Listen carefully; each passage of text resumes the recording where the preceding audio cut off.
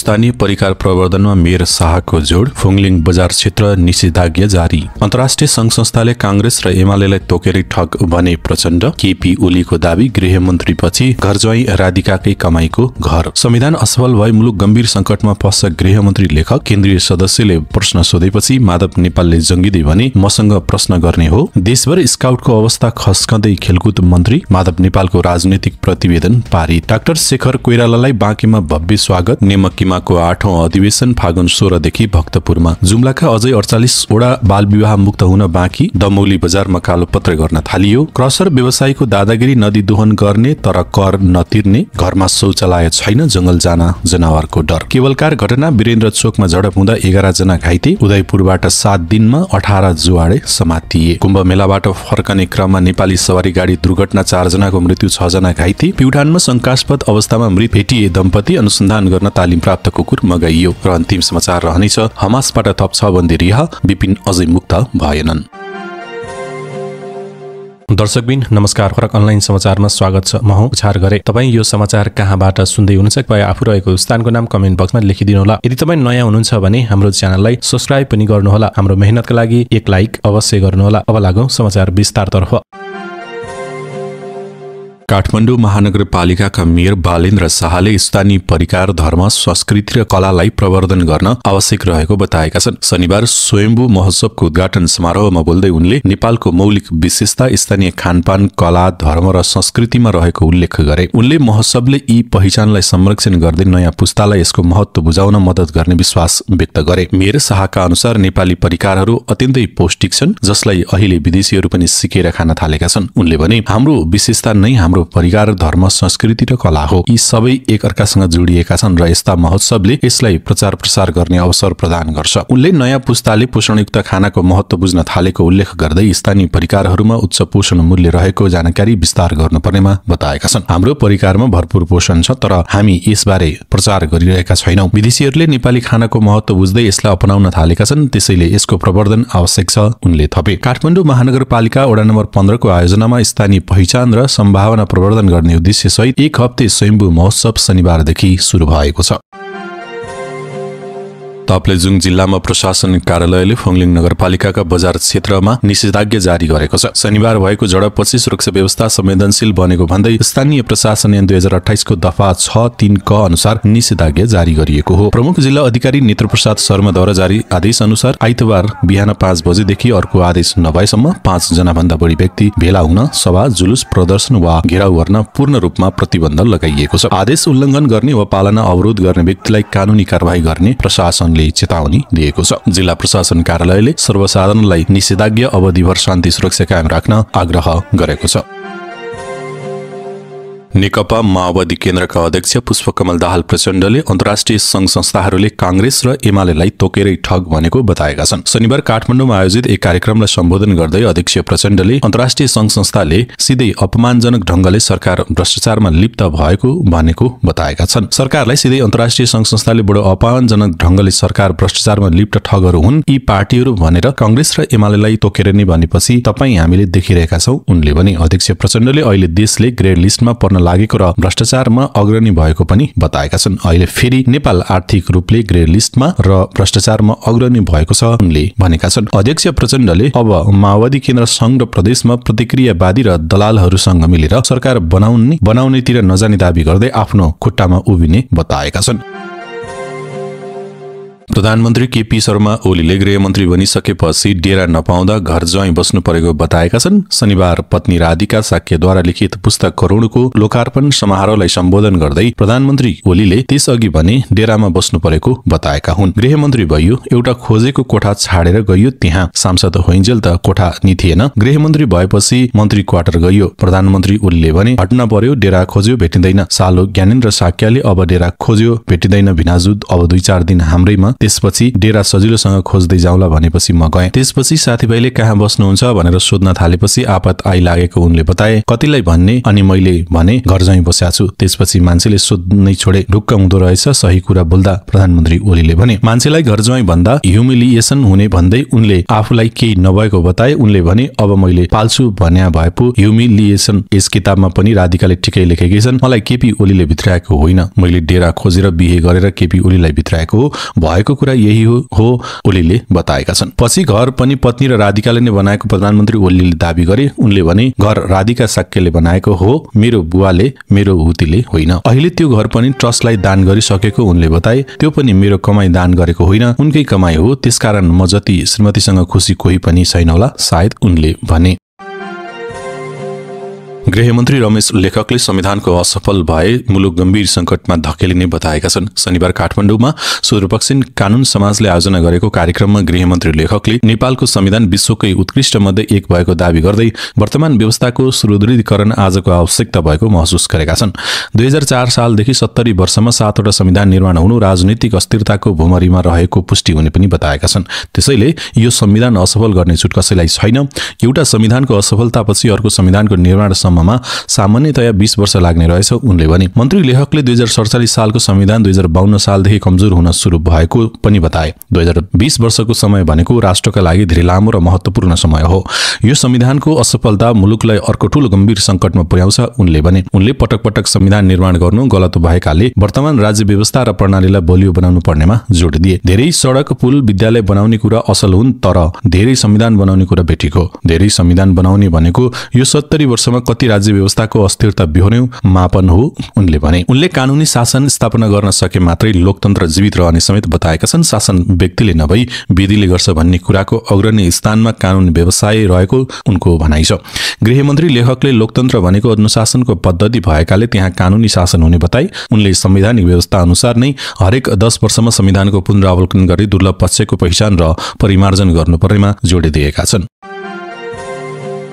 आफूमाथि अन्याय भएको भन्दै केन्द्रीय सदस्यले नेतृत्वलाई प्रश्न सोधेपछि नेकपा एकीकृत समाजवादीको केन्द्रीय कमिटी बैठकमा तनाव उत्पन्न भएको छ। राजधानीमा जारी केन्द्रीय कमिटी बैठकको दोस्रो दिन शनिबार केन्द्रीय सदस्य आरती लामाले अनराज सोभिको अध्यक्षबाट आफूलाई अन्यायपूर्ण तरिकाले हटाइएको भन्दै बैठकमा विषय उठान गरेकी थिइन्। गत माघ दोस्रो साता पार्टी अध्यक्ष माधव कुमार नेपालले अन्तर्पार्टी निर्देशिका 4 जारी गरी युवा संघ अध्यक्ष कृष्णकुमार विश्वकर्म र अनराज सोभि अध्यक्ष आरती लामालाई पदमुक्त गरेका थिए। सोही प्रसंग उठाउँदै लामाले 2 दशक भन्दा लामो संगठनमा बिताए पनि गलत्याएर निकालिएको भन्दै नेतृत्वको आलोचना गरेकी थिइन्।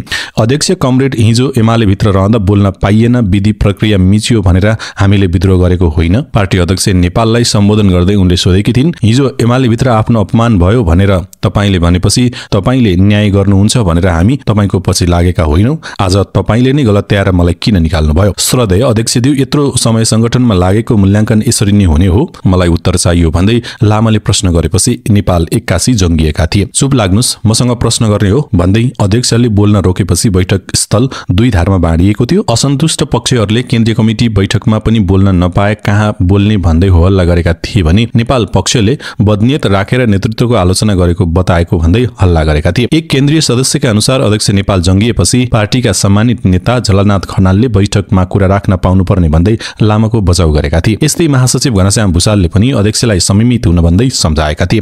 बैठकमा भएको विवादबारे कुरा गर्दै नेत्री लामाले महाधिवेशनका बेला आफू लगायतका युवा नेताले पुस्तान्तरणको मुद्दा उठाएकाले पूर्वाग्रह राखिएको प्रतिक्रिया दिएका थिए। उनले 2 दशकभन्दा लामो समय योगदान गरेको संगठनबाट सम्मानजनक विदाई हुनुपर्नेमा आपानीबाट अपमान गर्न खोजिएकोले आफूले त्यसको जवाफ मात्र मागेको बताएकी छन्।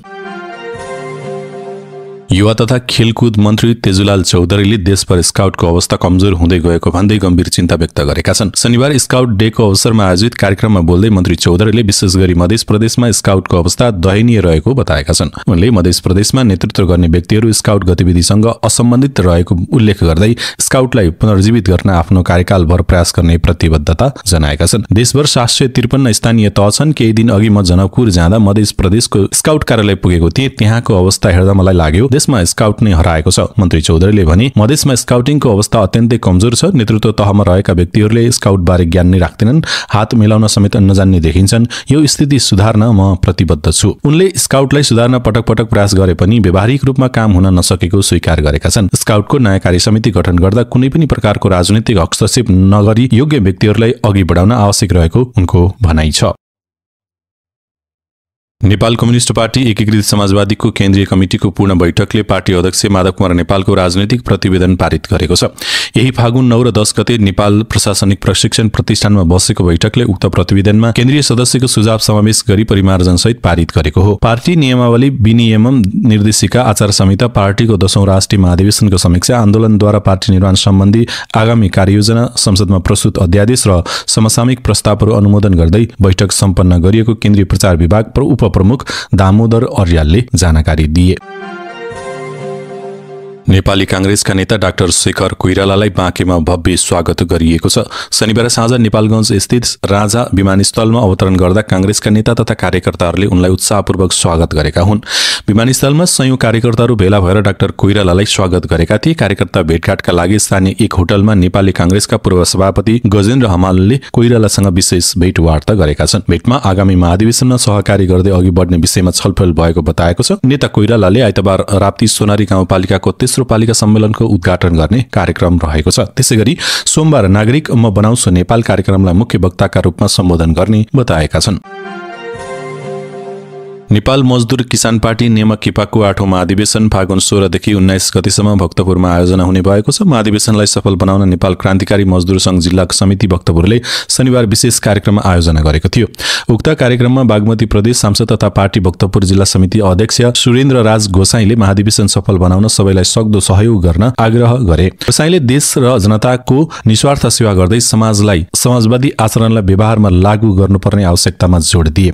उनले विश्वका क्रान्तिकारी आन्दोलनहरूबाट सिक्दै समाजवादी व्यवस्थाको लागि सङ्घर्ष गर्न आजको आवश्यकता रहेको समेत बताएका छन्। उनले नेपाल मजदुर किसान पार्टीले 51 वर्षदेखि समाजवादी विचारधारालाई कायम राख्न सफल भएको उल्लेख गर्दै मजदुर वर्गको सशक्त राजनीतिक संगठनलाई जनताको घर दैलोमा पुर्याउनु कम्युनिस्ट कार्यकर्ताको मुख्य दायित्व भएको बताएका छन्। देशमा शैक्षिक बेरोजगारीको अवस्था भयावह बनेको उल्लेख गर्दै उनले शिक्षित जनशक्ति विदेशी बाध्य भइरहेको सुनाएका छन्। डाक्टर, इन्जिनियर, नर्स, वकिल, पत्रकार जस्ता बौद्धिक मजदुरहरू विदेशी हुनुमा पुँजीवादी सरकारको अदूरदर्शी नीति जिम्मेवार छ उनले भने। उनले विदेशी दलालहरूको भूमिकाले नेपाली मजदुरहरूको जीवन अन्यलग्रस्त बनेको भन्दै स्वदेशमै रोजगारीको अवसर सिर्जना गरी आत्मनिर्भर बन्नुपर्नेमा जोड दिएका छन्। साथै उनले साम्राज्यवादी अमेरिकाको युद्धले पालेस्टाइन र युक्रेनका जनजीवन तहसनहस भएको भन्दै एमसीसी जस्ता विदेशी लगानी भएका संस्थाहरूले नेपालको सार्वभौम सत्तामाथि खतरा उत्पन्न गरिरहेको समेत बताएका छन्। महाधिवेशन फागुन 16 देखि 19 गतेसम्म भक्तपुरमा हुनेछ। भक्तपुर र काठमाडौँको कोटेश्वर 2 ठाउँबाट उद्घाटन जुलुस निकालिनेछ भने उद्घाटन समारोह भक्तपुरको सल्लाघारी कुलाचौरमा हुने जनाइएको छ।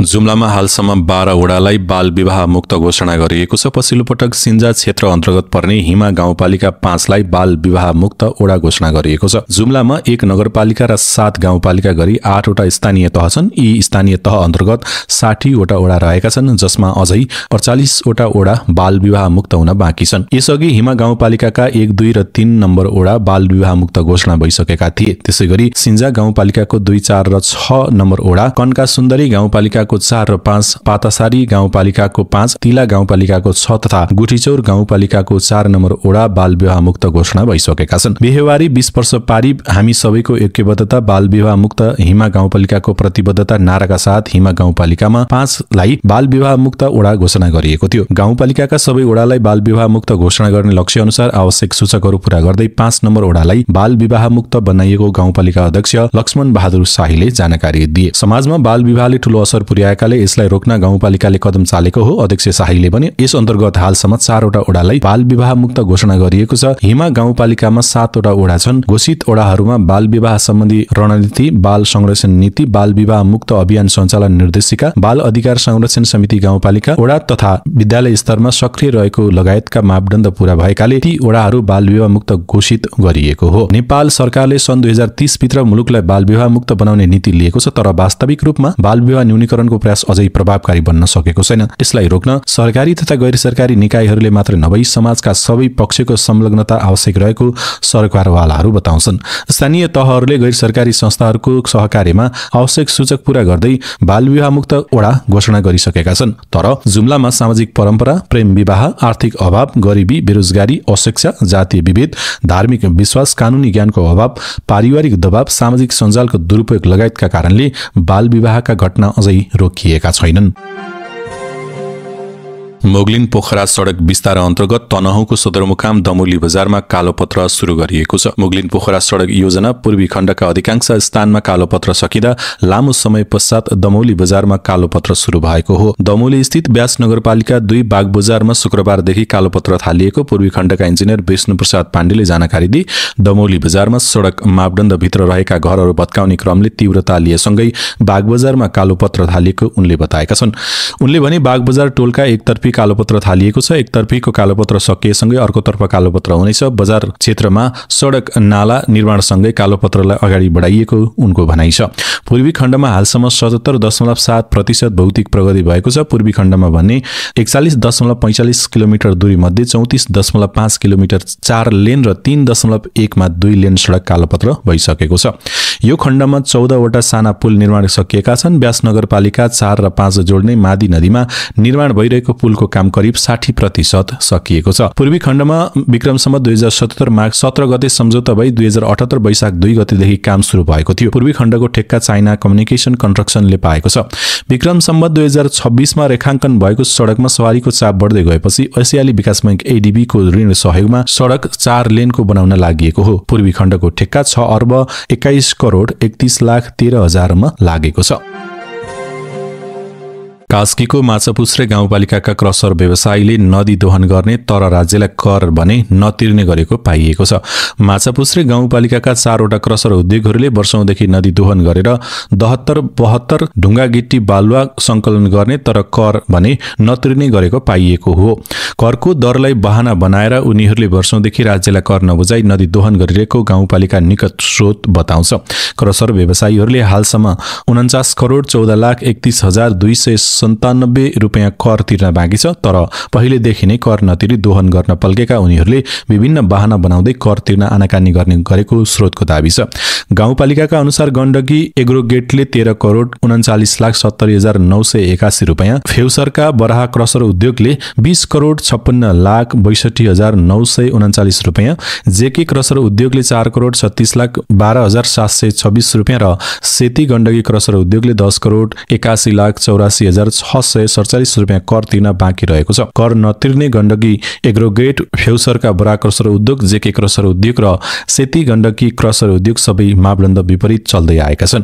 मापदण्ड विपरीत चल्दै आएका यी क्रसर उद्योगले कर तिर्न बाँकी भए पनि नदी दोहन गर्न भने छाडेका छैनन्। कर तिर्नका लागि आग्रह गर्दा उल्टै व्यवसायीहरूले कहिले क्रसरको तालाचाबी र कहिले लालपुर जाने बुझाउने भन्दै धम्क्याउने र कहिले अदालत जाने भन्दै धम्क्याउने गरेको एक वडा अध्यक्ष बताउँछन्। स्रोतका अनुसार गण्डकी एग्रोग्रेडका सञ्चालक भोजराज पौडेलले कहिले नेकपा माओवादी अध्यक्ष पुष्पकमल दाहाल त कहिले आफ्नै ससुरा मधुसूदन अधिकारीको नाम लिएर प्रभावित पार्ने गरेको स्रोतको भनाइ छ। नेकपा माओवादी केन्द्र निकट पौडेल माछापुच्छ्रे गाउँपालिका वडा नम्बर 4 का वडा अध्यक्ष मधुसूदन अधिकारीका सहोदर ज्वाइँ हुन्। माओवादी र दाहालको नाम बजाएर खाइरहेका छन्। स्रोतले भन्यो ससुरा मार्फत पनि गाउँपालिकालाई प्रभावित गर्ने प्रयास भएको छ। पौडेलकै सिको गर्दै अन्य क्रसर व्यवसायीले पनि कर नतिर्ने अडान लिएको स्रोत बताउँछ। कर उठाउने विषयमा गाउँपालिका बैठकमा समेत वडा अध्यक्षहरूले बारम्बार कुरा उठाउने गरेका छन्। तर पालिकाका पदाधिकारीहरूले निर्णय गरेर कर उठाउनुको सट्टा व्यवसायीहरूलाई पालिकामा उठेका विषयहरू सूचना दिने गरेको एक वडा अध्यक्षले बताएका छन्। पालिका बैठकले सूचना बैठक सकिए लगत्तै पुग्दो रहेछ। ती वडा अध्यक्षले भने त्यसपछि त क्रसर व्यवसायीहरूले हाम्रै सहयोगले चुनाव जित्ने अनि अहिले हाम्रै विरुद्ध कुरा गर्ने, अर्को चुनाव लड्नु पर्दैन भनेर धम्क्याउने गरेका छन्। यसलाई पुष्टि गर्ने गरी माछापुच्छ्रे 7 का वडा अध्यक्ष वैकुण्ठ भण्डारीले सामाजिक सञ्जालमा स्टाटस लेखेका छन्। विडम्बना सानालाई एन ठुनालाई चाहिँ हाम्रो नेपालमा उनले अगाडि लेखेका छन्। कार्यपालिकाबाट नियम अनुसार राजस्व लिनुपर्छ भनेर छलफल हुन्छ तर करोडौं तिर्नुभन्दा व्यवसायीहरू आफ्ना नेताको आडमा व्यवस्था गरिरहेका छन्। उल्टै क्रसरको चाबी पालिकालाई बुझाउने धम्कीपूर्ण कुरा गरेको सुनिन्छ। उसो त क्रसर व्यवसायीहरूले लेनदेन मार्फत पालिकालाई प्रभावित पार्ने कोसिस नगरेका भने होइनन्।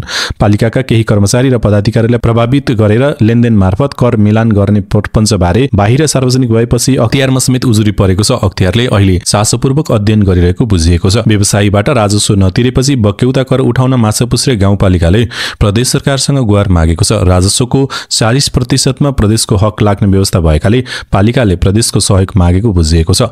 गाउँपालिकाका प्रमुख प्रशासकीय अधिकृत गोपीकृष्ण अर्यालले आर्थिक मामिला मन्त्रालयमा लेखेको पत्रमा भनिएको छ, प्रस्तुत विषयमा यस गाउँपालिकाको विभिन्न स्थानमा सञ्चालित क्रसर उद्योगहरूले निजी जग्गा उत्खनन गरी साधारण निर्माणमुखी पदार्थहरूको उत्पादन र बिक्री वितरण गर्दै आइरहेको र सो कार्यका लागि आर्थिक ऐन नियम अनुसार गाउँपालिकामा बुझाउनुपर्ने राजस्वको यकिन गर्नका लागि गाउँपालिकाको स्थानीय राजस्व परामर्श समितिले गर्न इन्जिनियरिङ अध्ययन संस्थान पोखराको प्राविधिक सहयोग लिई उत्खनन गरिएको परिमाण यकिन गरी राजस्व तिर्नका लागि पत्रचार गरिएकोमा उक्त प्रतिवेदन चित्तबुझ्दो नरहेको भनी व्यवसायीहरूले सो प्रतिवेदन स्वीकार गरी राजस्व बुझाउन असमर्थता जनाउनु भएको हुँदा यस सम्बन्धमा तह मन्त्रालयको परामर्श लिई आवश्यक कार्य अगाडि बढाउने भनी यस पालिकाको मिति 2081 फागुन 4 को कार्यपालिका बैठकबाट निर्णय भएको हुँदा आवश्यक सहजीकरणका लागि आदेश अनुसार अनुरोध छ। व्यवसायीहरूले भने पालिकाले आफू खुसी नाप जाँच गरेर कर बढाएका कारण तिर्न नसकेको बताएका छन्। 3 वर्ष अघि प्रति घनमिटर 90 रुपियाँलाई बढाएर अहिले 317 रुपियाँ पुर्याएको भन्दै गण्डकी एग्रोग्रेड प्राधिका सञ्चालक भोजराज पौडेलले भन्छन्, हाम्रो निजी जमिनमा आएर हामीलाई नसोधी नापजाँच गरिन्छ अनि आफू खुसी कर निर्धारण गर्नु हामीमाथि अन्याय हो। उनले पुनः नापजाँच गरेर सही मूल्याङ्कन नगरेसम्म कर तिर्न नसकिने बताउँदै भने पहिलेको सम्झौता अनुसार अब हामीले 15-20 लाख मात्र तिर्न बाँकी होला, यो भन्दा बढी तिर्नुपर्छ भने हामी क्रसरको तालाचाबी जग्गाको लालपूर्जा नै पालिकालाई बुझाइदिन्छौँ र न्यायका लागि अदालत जान्छौँ। उनले आफूले दाहाल र ससुराको नाम लिएर कसैलाई नधम्काएको पनि जिकिर गरे। मैले कसैलाई धम्काएँ, उनले भने अहिलेसम्म मैले कसैको पनि नाम लिएर कसैलाई धम्काएको छैन। राजस्व यकिन गर्न पालिकाले नियुक्ति गरेको कन्सल्टेन्ट्स इन्जिनियरिङ अध्ययन संस्थान पश्चिमाञ्चल क्याम्पसका इन्जिनियर सुलकान्त रेग्मीले नापजाँच सही नै भए पनि पुनः नापजाँच गर्न सकिने बताएका छन्। उनीहरूसँग समन्वय गरिएन भने गुनासो आयो। उनले भने त्यो गुनासोलाई मध्यनजर राखेर पुनः नापजाँच गरेर राजस्व निर्धारण गर्न सकिन्छ। गाउँपालिकाका प्रमुख मिनबहादुर गुरुङले भने क्रसर व्यवसायीहरूले करको दर बढी भयो भनेर पालिकामा निवेदन आएको बताउँछन्। पुनः नापजाँच गर्ने र राजस्व बारे पनि पुनर्विचार गर्न सकिने भन्दै उनले भने नियमअनुसार क्रसरहरूले राजस्व तिर्नुपर्छ र लिन्छौँ हामी, त्यसका लागि प्रदेशको अर्थ मन्त्रालयलाई समन्वयका लागि लेखी पठाएका छौँ। उनले कन्सल्टेन्ट्स इन्जिनियरिङ अध्ययन संस्थानले पनि फाइल रिपोर्ट नदिएकाले चाँडै त्यसबारे अध्ययन गरेर निष्कर्षमा पुग्ने बताएका छन्। चितवनको माडी नगरपालिका 1 स्थित पाण्डव नगरकी 35 वर्षीय पार्वती बोटेको घरमा शौचालय छैन। पार्वतीको शौचालय भनेकै घर पछाडिको 5 पाण्डव मध्यवर्ती सामुदायिक वनको झाडी हो। शौच जाने क्रममा उनलाई कहिल्यै सुरक्षित महसुस हुँदैन। जंगली जनावर आएर आक्रमण गर्ने डर भइरहेको उनी बताउँछिन्। टोयलेट लागे जंगलतिर जाने हो। घर पछाडिको जंगल देखाउँदै उनले भनिन्, रातिमा टोयलेट लागेमा अझ धेरै डर लाग्छ। पाण्डव नगरलाई 3 तिर खहरे खोला र 1 तिर चितवन राष्ट्रिय निकुञ्जले घेरेको छ। यही ठाउँमा बोटे समुदायका 60 घरधुरी बसोबास गर्छन्। तीमध्ये अधिकांशको घरमा शौचालय छैन। सोही ठाउँका लक्ष्मण बोर्डे रकम अभावका कारण शौचालय बनाउन नसकिएको बताउँछन्। शौचालय त हामीलाई धेरै आवश्यक हो। रातिमा दिशा पिसाब लागे केटाकेटी बाहिर निस्कन डराउँछन्। भारतमा मजदुर गरेर भर्खर घर फर्किएका बोटेले ससाना 2टी छोरी देखाउँदै भने दिशा पिसाब गर्न निस्किँदा उनीहरूलाई कतिखेर जनावरले आक्रमण गर्ने हो भन्ने डर मात्र लागिरहन्छ। पाण्डव नगरमा बाघ, भालु, गैंडा, हात्ती लगायतका जंगली जनावर आउने गर्दछन्। यहाँ गत पुष महिनामा मात्र सुतिरहेको समयमा हात्ती आएर एकजना वृद्धलाई घाइते बनाएको थियो। लक्ष्मणका अनुसार पाण्डव नगरमा 35 घरमा शौचालय छैन। गर्दी, बगौडा, कल्याणपुर र अयोध्यापुरी गाउँ विकास समिति हुँदा नै 2068 सालमा यहाँ खुल्ला दिशामुक्त क्षेत्र घोषणा गरिएको थियो। त्यसको 13 वर्ष बितिसक्दा पनि केही बस्तीमा शौचालय भेटिँदैनन्। 5 पाण्डव मध्यवर्ती उपभोक्ता समितिका कोषाध्यक्ष राजकुमार पाठक बोटे समुदायमा एकपटक शौचालय दिए पनि उनीहरूले प्रयोग नगरेको बताउँछन्। एकपटक नगरपालिकाले प्यानहरू दिएको थियो, उहाँहरूले बनाउनु भयो भएन थाहा भएन। उनले भने माडी नगरपालिकाका प्रवक्ता तथा वडा नम्बर 2 का वडा अध्यक्ष दण्डपानी पौडेलले माडीका दलित, बोटे र चेपाङ बस्तीमा शौचालय नभएको स्वीकार गरेका छन्। उनका अनुसार कुसुम खोलाबाट बसाई सरेर स्थान परुई, शीतलपुर, आँपटोल, समिटोलमा पनि शौचालय छैन। माडी नगरपालिकाले प्रत्येक वर्ष शौचालय बनाउनका लागि बजेट विनियोजन गरेको छ। यस वर्ष पनि वडाहरूले आवश्यकता अनुसार शौचालय निर्माणका लागि बजेट विनियोजन गरेको माडी नगरपालिकाका प्रमुख ताराकुमारी काजी महतोले बताएकी छिन्। पुरानो बस्तीमा शौचालयको त्यति समस्या होइन, बसाइसराई गरेर आएका क्षेत्रमा बढी समस्या छ। प्रमुख महतोले भनिन्, कुसुम खोलाबाट आएका व्यक्तिहरूले घर पक्की बनाउने र शौचालय बनाउन ध्यान नदिँदा समस्या छ।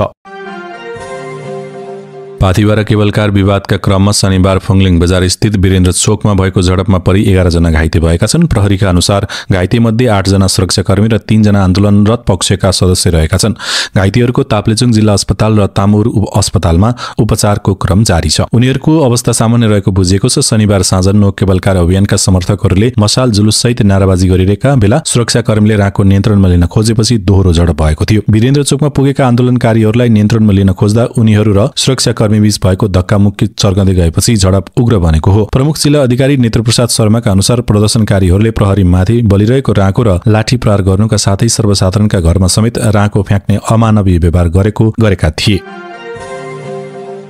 उदयपुर प्रहरीले पछिल्लो केही दिन यता जुवा तास खेल्ने विरुद्ध कडाई अभियान सञ्चालन गर्दै आएको छ। 7 दिनको अवधिमा 3 दर्जन भन्दा बढी जुवाडेलाई पक्राउ गरी कारबाही अघि बढाएको छ। एक साता अघि 12 जना जुवाडेलाई रंगेहात पक्राउ गरी जरिवाना गराएर छाडिएको थियो, तर त्यसको भोलिपल्टै शुक्रबार राति पुनः आधा दर्जन व्यक्तिलाई तासको खालबाटै पक्राउ गरिएको हो। विशेष सूचनाका आधारमा जिल्ला प्रहरी कार्यालयबाट खटिएको प्रहरी निरीक्षक टोलीले त्रियुगा नगरपालिका 12 स्थित बबिता चौधरीको घरमा छापा मार्दै उनीहरूलाई नियन्त्रणमा लिएको हो। पक्राउ पर्नेहरूमा त्रियुगा 12 सगरमाथा टोलका 31 वर्षीय नवीन तामाङ, बुद्धचौकका 34 वर्षीय थमान राई, त्रियुगा 11 संगम टोलका 54 वर्षीय बिन्द्र तामाङ, विशालनगर टोलका 43 वर्षीय अमर बहादुर राय, 33 वर्षीय बबिन्द्र राई तथा साकेला टोलका 35 वर्षीय उमेश दाल रहेका छन्। प्रहरी निरीक्षक सुमन बानियाको नेतृत्वमा खटिएको टोलीले उनीहरूलाई नियन्त्रणमा लिएको हो। प्रहरीका अनुसार उनीहरूको साथबाट नगद 41,825 रुपियाँ, 67 वटा सिक्का, 18 बुक तास तथा खुला 500 पत्ती तास बरामद गरिएको छ। भारतको उत्तर प्रदेश स्थित प्रयागराजमा जारी कुम्भ मेलाबाट घर फर्किएका 70 4 जनाको सवारी दुर्घटनामा मृत्यु भएको छ भने अन्य 6 जना घाइते भएका छन्। उत्तर प्रदेशका गोरखपुर लिङ्क रोडमा गए राति भएको दुर्घटनामा कञ्चनरूप नगरपालिका 7 का 65 वर्षीय परशुराम चौधरी, 64 वर्षीय लीलावती चौधरी, वडा नम्बर 5 की 55 वर्षीय हरिहरवती यादव र उनकी भाउजू सुनसरीको कुसा गाउँपालिका 1 की समतोलिया देवी यादवको मृत्यु भएको कञ्चनरूप नगरपालिका 7 का वडा अध्यक्ष समानन्द चौधरीले बताएका छन्। सोही गाडीमा सवार लीलावतीका श्रीमान कञ्चनरूप नगरपालिका 1 स्थित लक्ष्मीनारायण माध्यमिक विद्यालय भैरवाका शिक्षक उपेन्द्र नारायण चौधरी, वडा नम्बर 7 कै लालुदेवी यादव, वडा नम्बर 5 का जितु यादव, मुकेश यादव, उदयपुर निवासी उपेन्द्रका बहिनी ज्वाइँ र चालक सहित 6 जना घाइते भएका छन्। उनीहरूको गोरखपुर अस्पतालमा उपचार भइरहेको छ। 3 जना मृतकका छोरा शव लिन 3 वटा एम्बुलेन्स लिएर गोरखपुरतर्फ प्रस्थान गरेका वडा अध्यक्ष चौधरीले जानकारी दिएका छन्। प्युठानको माण्डवी गाउँपालिका 2 रातापानीमा एक दम्पति मृत अवस्थामा फेला परेका छन्। 60 वर्षीय रामबहादुर परियार र उनकी श्रीमती 56 वर्षीय हुकुमा परियार आफ्नै घरमा मृत अवस्थामा फेला परेका हुन्। फागुन 9 गते राति खाना खाएर सुतेको परियार दम्पति बिहान अबेरसम्म नउठेपछि छिमेकीहरूले प्रहरी चौकी तिरामलाई खबर गरेका थिए। सूचना प्राप्त भएपछि घटनाबारे थप अनुसन्धानका लागि प्रहरीको टोली खटिएको छ। घटनास्थलमा रहेका जिल्ला प्रहरी कार्यालय प्युठानका प्रवक्ता प्रहरी निरीक्षक केशव केसीका अनुसार मृतक दम्पतिको शरीरमा चोट देखिएकाले घटना शंकास्पद मान्दै अनुसन्धान थालिएको छ। घटनाको थप अनुसन्धान गर्न भैरवाबाट तालिम प्राप्त कुकुर मगाइएको केसीले जानकारी दिए। आजका लागि अन्तिम समाचार छ। युद्धविराम सम्झौताको पहिलो चरण अन्तर्गत हमासले यो शनिबार थप 6 बन्दक रिहा गरेको छ। बदलामा इजरायलले 600 भन्दा बढी कैदी रिहा गर्दैछ। गाजाका विभिन्न स्थानबाट हमासले 6 बन्दकलाई रेड क्रसको जिम्मा लगाएको हो। उनीहरू सबै इजरायल पुगिसकेका छन्। युद्धविराम सम्झौता कार्यान्वयन भए यता हमासले प्रत्येक शनिबार बन्दी रिहा गर्दै आएको छ, तर इजरायलबाट हमासको कब्जामा परेका नेपाली विद्यार्थी विपिन जोशी अझै रिहा भएका छैनन्। विपिनलाई मुक्त गराउन नेपाल सरकारले लगातार कूटनीतिक प्रयास गरिरहेको छ। इजरायल हमास बीच युद्धविराम सम्झौता गराउन महत्वपूर्ण भूमिका खेलेको कतारदेखि इजरायल जोर्डनका अधिकारीलाई सम्मलाई विपिन रिहाईको पहल गर्न नेपालले लगातार आग्रह गरिरहेको छ, तर परिणाम आउन सकेको छैन। यो शनिबार हिसाम एलिया कोहन, ओमेर सेतोब, ओमेर वनकर्ट, एवेरा मेन्गिस्टु र आल सोहम रिहा भएका हुन्। एलिया कोहेन, ओमेर सेतोब, ओमेर वनकर्टलाई मध्य गाजाको नुसिरातबाट रिहा गरिएको हो। एवेरा मेन्गिस्टु र ताल सोहमलाई दक्षिणी गाजाको रवाफमा रिहा गरिएको हो। यसबीच यो शनिबार रिहा भएका 6 बन्दीले परिवारसँग भेट गरेका छन्। 15 महिनाभन्दा लामो समयसम्म परिवारका सदस्यहरूसँगको पुनर्मिलनका दृष्टि विभिन्न अन्तर्राष्ट्रिय सञ्चार माध्यमहरूले सार्वजनिक गरेका छन्। बदलामा इजरायलले 602 प्यालेस्टाइनी कैदीहरूलाई रिहा गर्ने तयारी गरेको प्यालेस्टाइनी कैदीहरूको मिडिया कार्यालयले जनाएको छ। युद्धविराम सुरु भएदेखि यो एकैपटकमा भएको सबैभन्दा ठूलो रिहाई हो, किनभने बिहिबार मारिएका बन्दकहरूलाई हस्तान्तरण गर्ने क्रममा कुनै प्यालेस्टाइनीहरूलाई रिहा गरिएको थिएन। दर्शकबिन तपाईँ यो समाचार कहाँबाट हेर्दै हुनुहुन्छ कृपया आफू रहेको स्थानको नाम कमेन्ट बक्समा लेखिदिनु होला। तपाईँ पहिलोपटक हाम्रो च्यानलमा समाचार हेर्दै हुनुहुन्छ भने कृपया हाम्रो च्यानललाई सब्स्क्राइब पनि गर्नुहोला। हाम्रो मेहनतका लागि एक लाइक अवश्य गर्नुहोला। साँझ 6 बजे पुनः समाचार लिएर उपस्थित हुने बाचासहित अहिलेलाई बिदा दिनुहोस्। यहाँको दिन शुभ रहोस्। हवस् त, नमस्ते।